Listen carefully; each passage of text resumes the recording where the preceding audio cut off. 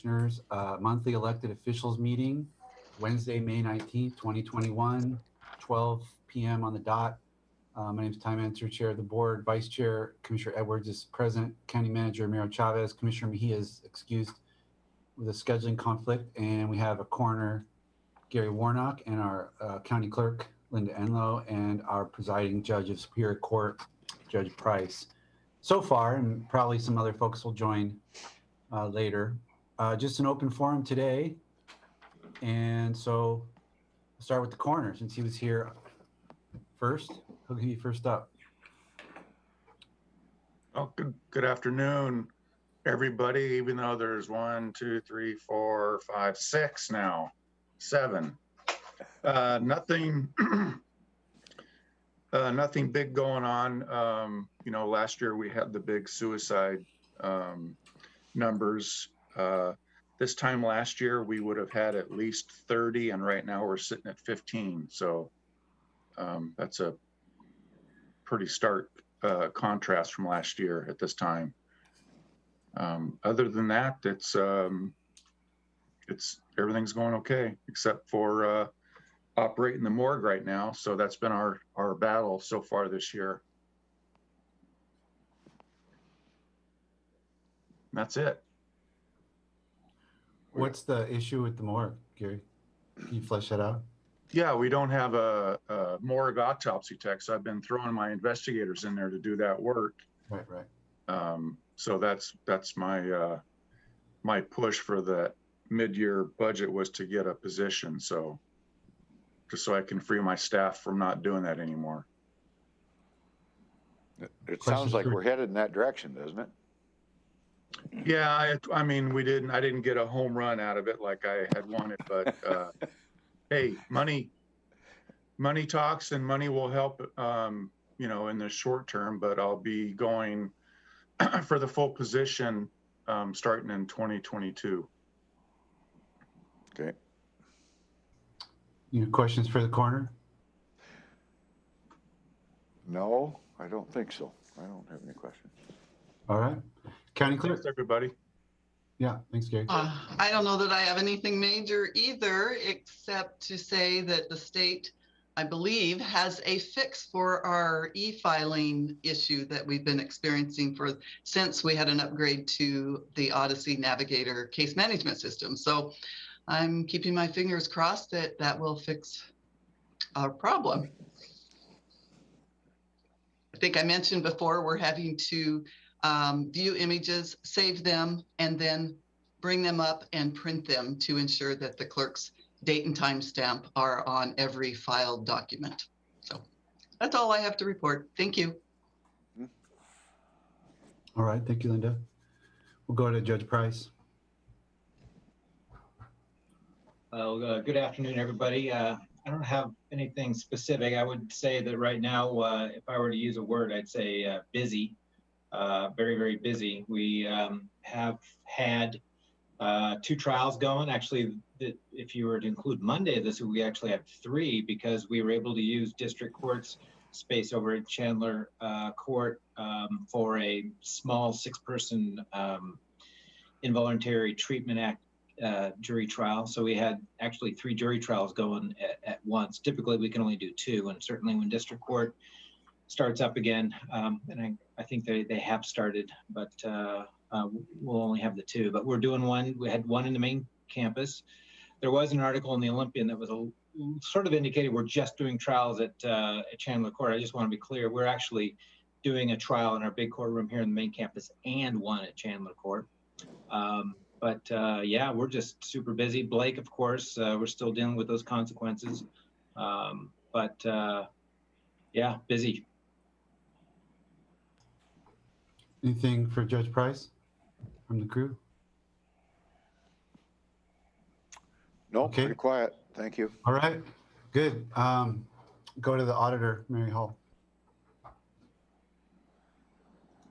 Well, it's filing week, so it's pretty crazy busy for us.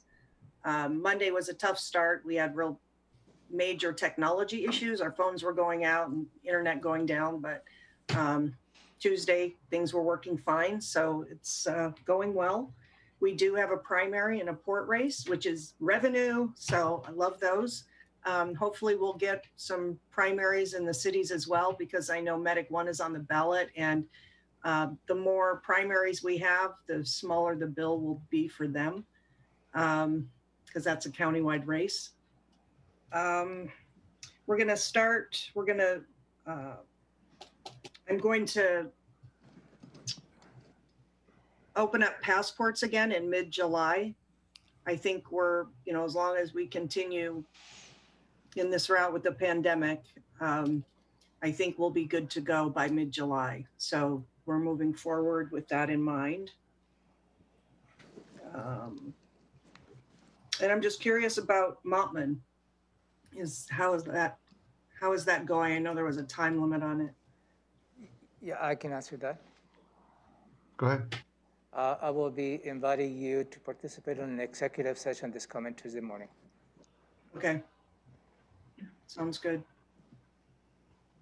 So I was just reviewing some RCWs, and one of the unintended consequences of moving out there, but I think it's still going to be great, is we're going to have to open up a second voting center. But I think we have a solution in just expanding our library program. So I'll be reaching out to Cheryl Hayward with Timberland Regional Library just to explore that.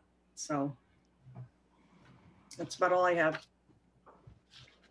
Questions for the auditor?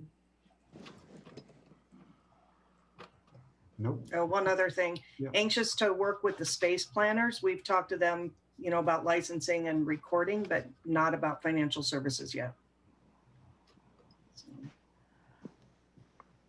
Question from Steve. I just thought we ought to pause and recognize Mary Hall's being awarded the Auditor of the Year. That is not a small thing. Yeah. It is more immense that it crosses a partisan divide. The amazing job that our auditor has done has been recognized, and yeah, so. Thanks, Stephen. I appreciate that. And Good job, Mary. Good job. Thank you. And to take it a little further, I won every single award in 2020 that the Auditors Association or the Secretary of State gives out. So it's like hitting a grand slam. So it was a big surprise, but a big honor. So Very nice. Congratulations. Awesome. Good job, Mary. All right. County Assessor, you're up. Yeah, hello everyone. It's good to see you. Let's see, the legislative session ended for all of you some time ago, not for assessors. And yesterday, the governor, or maybe it was the day before yesterday, vetoed a couple sections of a couple cap trade sort of bills that, in vetoing those sections, he announced that there will be a special session to deal with the state's transportation funding bill, of interest to assessors and treasurers, because in that, the list of funding sources is kind of a hinky fee on new construction, a fee per $1,000 of value of new construction, divided into 3 different kinds of construction class that will go directly to fund state transportation and road projects. So may not be surprising, but we don't like that idea at all. It's for some it'll be a $10,000, $20,000 fee, and raise a lot of rancor. It's added to the last line of the tax bill for those parcels, and it's a administrative burden, appeals, all the phone calls. Our hope is that it will be administered by Department of Revenue. Their hope is that it will be administered by the assessor and treasurer. So, we're very mobilized on that. As the legislative chair, there's a series of meetings happening in the next couple of weeks to, either get that section of the bill extinguished or to get the sponsor and the Transportation Committee to write in that Department of Revenue will administer it. So we're involved in that. We're certainly involved in trying to communicate out a reasonable design for an assessor office in the new building. And I just want to state for all of my fellow electeds, particularly criminal justice and commissioners, that I believe the idea of moving the, folks from building one and consolidating the court system and prosecutor, public defender, and so on, that it makes a great deal of sense. And I support the idea, and the building is a good building. The constraints being placed on individually electeds, or being suggested that will be placed on individually electeds, will make our offices unfunctional, dysfunctional, insecure. And we need to have those concerns addressed. So I just want all the judges and prosecutor, sheriff, public defender to know that it's not for lack of full understanding of the value of this idea. It is that it needs to work for everyone. And with that, it's good to see you all. Questions for Steve? Hearing none, I'll go to the sheriff. Good afternoon, everybody. It's good to see all your bright and shiny faces, even though I can't see a couple of the judges or Robin or John. But we just discussed yesterday of all the new laws that have taken effect as far as July 25th. And we're reviewing all of our policies to make sure that they reflect the new laws. And it's definitely going to change how the sheriff's office not only responds to calls, but what we do when we do respond to them, especially when we're talking about how many mental health complaints we go to. And now we're probably gonna have to get with communications and find out how they're gonna be able to refer all those calls to BHO or BHR or whomever they choose, because we want to make sure that our law enforcement aren't committing crimes when they handle an individual or mishandle an individual when there's no crime being committed except an individual walking in the middle of the street. And how are we going to get that person off the street? And a lot of it insinuates that we should not do anything and maybe walk away if there's an altercation that's going to present itself. The law about not being able to do that community caretaking, if we look inside a house and ask a judge to get a warrant because we see a deceased person or believed, how do we get into that house if we can't get a warrant for those reasons? And so it's really, law enforcement's changing, and unfortunately, I don't like the way it was perceived because we don't live in Minnesota. We don't live in Alabama. We don't live in the East Coast. We live in Washington State, where I do believe that law enforcement on the West Coast is pretty progressive. And I think we're all forward thinkers. And I think that these types of meetings even indicates how much of a forward thinkers we are when we have these types of meetings, on a monthly basis, even with our county commissioners. So we're looking at all the policies. Obviously, I have some conversations coming up with John about how we get ready to implement these policies and making sure we're doing it right. The other aspect is that not being able to speak to county commissioners, but speaking to Romero, and I know Robin's been involved in how the sheriff's office and space needs are, and a lot of the electeds in building are going to 3000 Pacific building.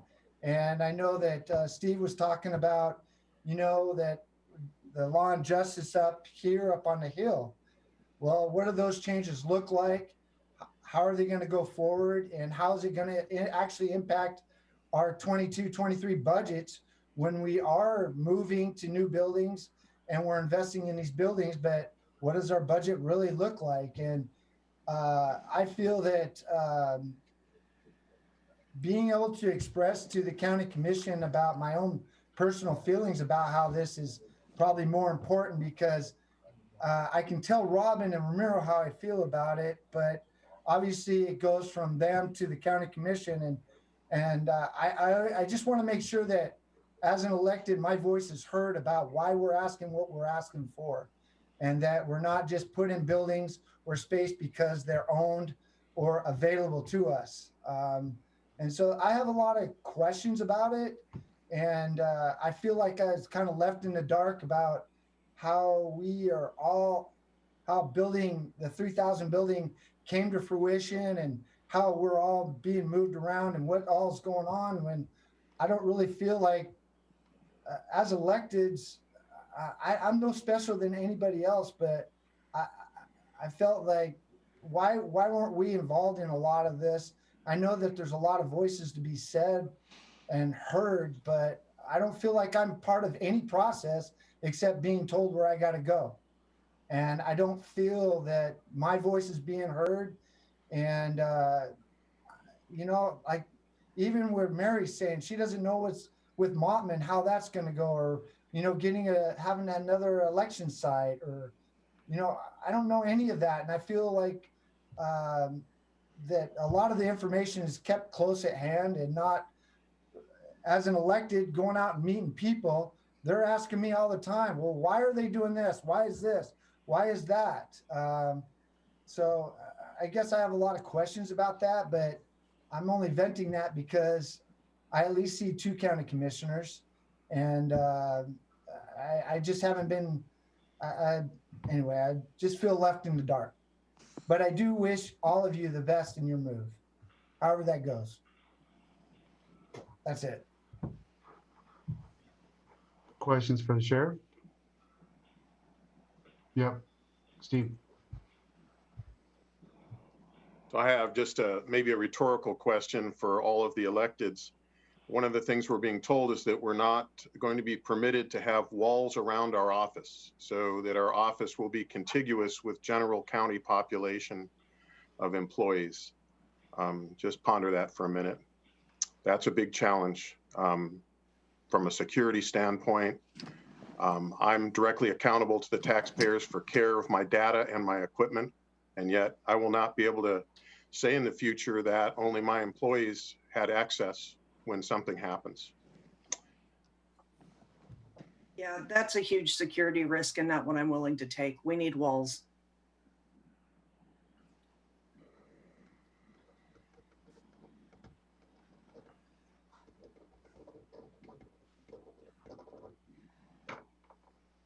Okay, go to Judge Charlotte.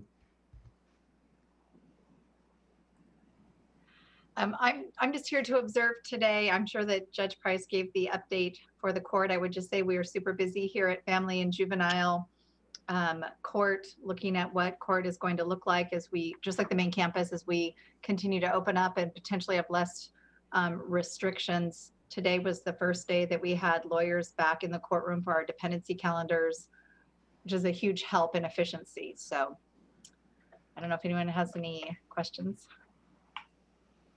Okay. I'm glad to see everyone too. Thank you, Judge. Good to see you. Judge Alan Miller.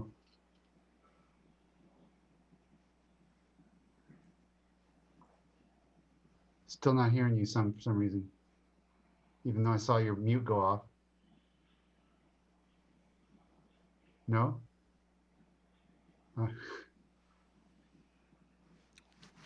Technology. My guess is your volume is down. You might try that.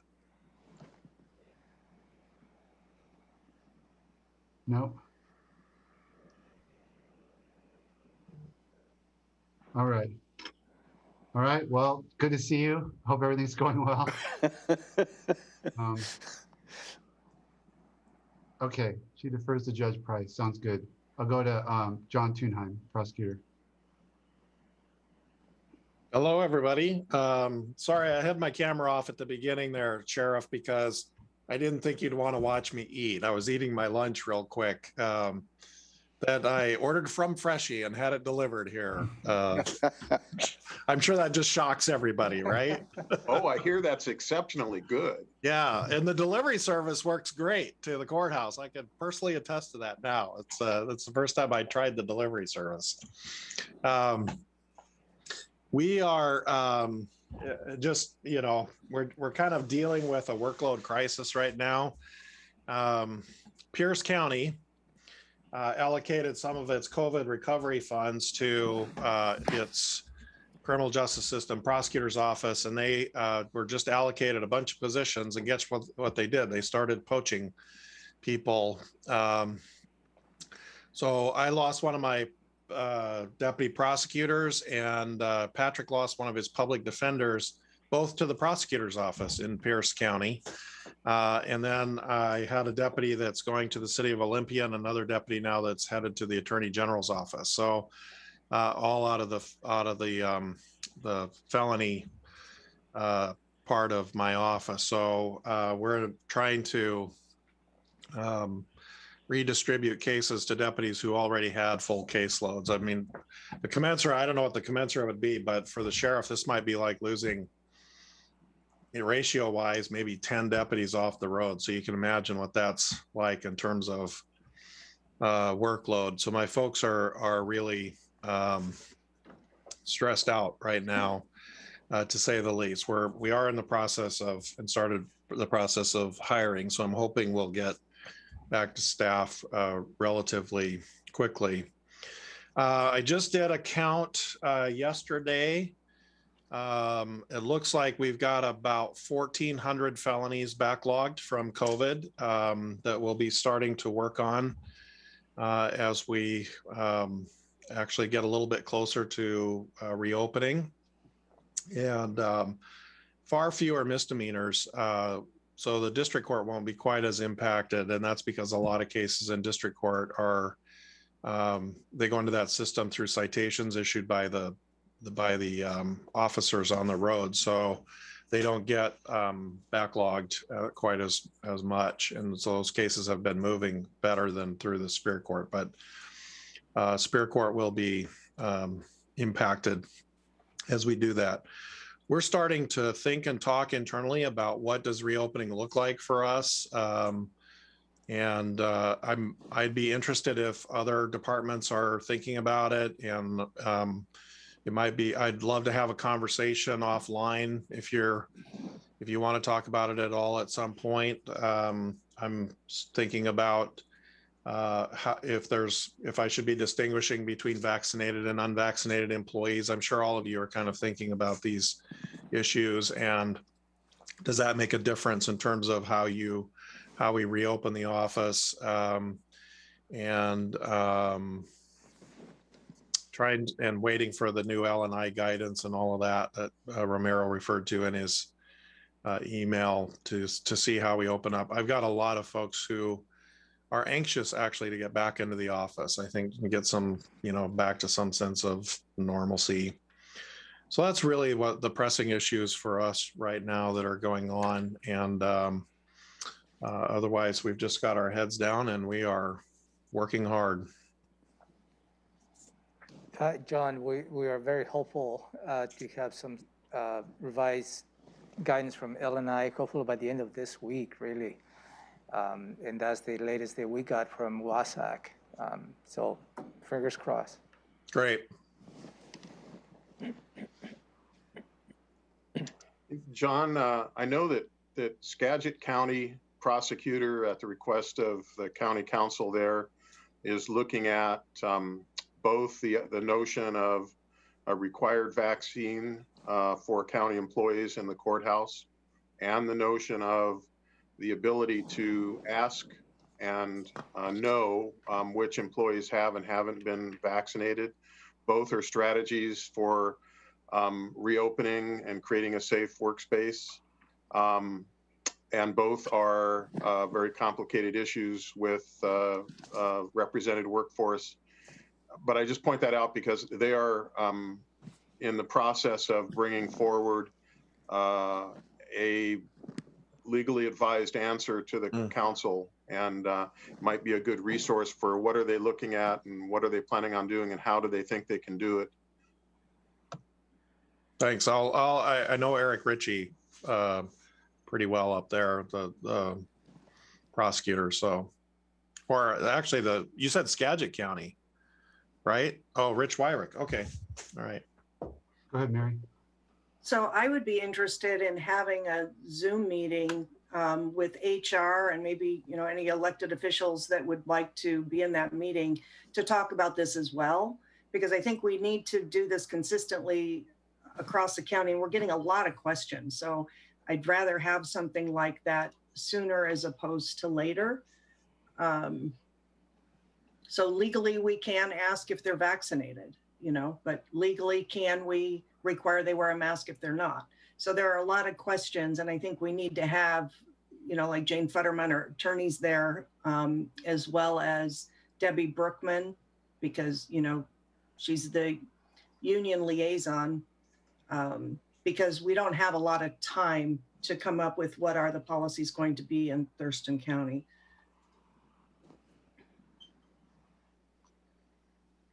I would certainly support that idea. And I have, Mary, I know there are a couple folks in my civil division that are working on some of those questions because I've asked the questions too. So I know they're working on it, and I'm going to put them in touch. Actually, when I took note of Steve, your comments, I was going to let them know and see if they want to reach out to Skagit to see what they're doing. The one answer that we've received from HR is close to this issue. It's when folks are able to take administrative leave on the day that they take their vaccine, right? So in order to have that permission, then they need to communicate to my executive assistant that they're going to have their vaccine, and that's why they're going to be out, and that's why their leave slip is coded differently. And that information, this is approved by HR, that information is confidential to the executive assistant. I don't even know. So we're sort of tiptoeing into that area, and maybe that was an informed determination that would be helpful.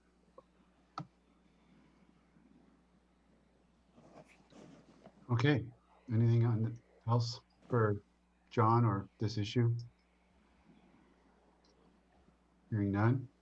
I think that's the roundup. I'll go to Assistant County Manager, Robin. Thank you. I have nothing to add. Just it's good to see everyone today. All righty. Ramiro?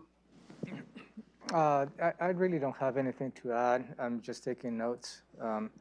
I will follow up with the sheriff to see what additional questions he has related to the proposed move. And also, I'm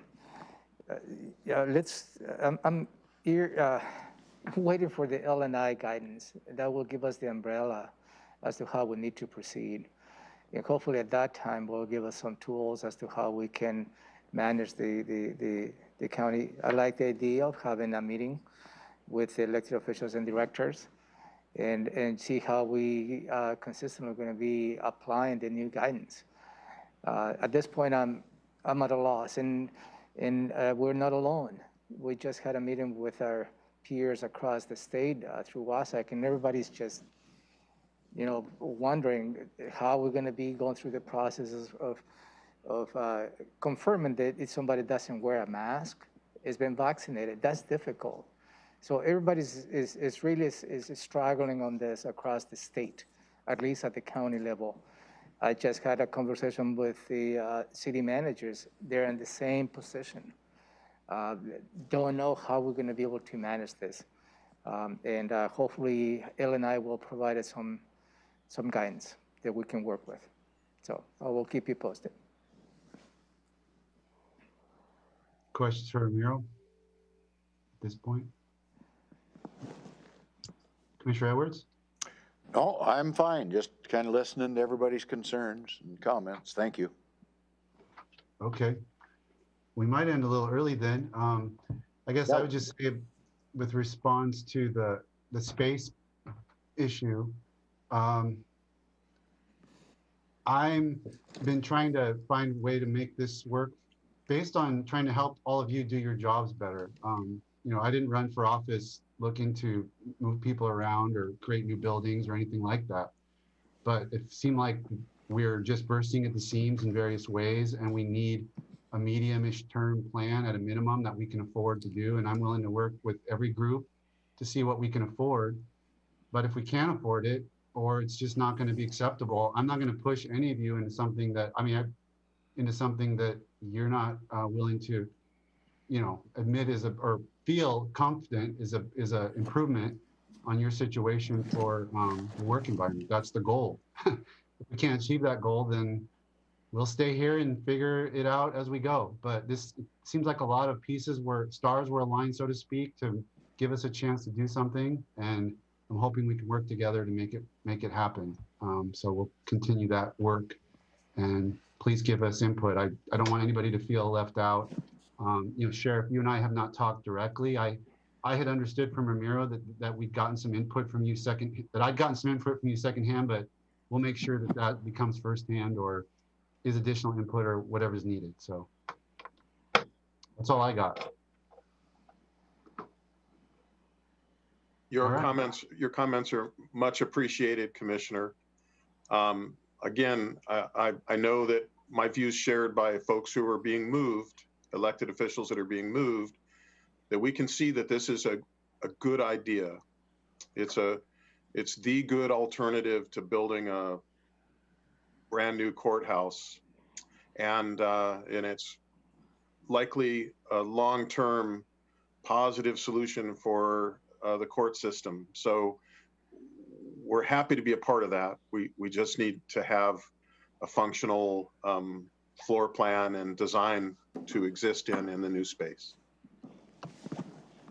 All right, good. Thank you, Steve. And with that, we'll see you guys when we see you. Appreciate your time. Thank you. Thanks, everybody.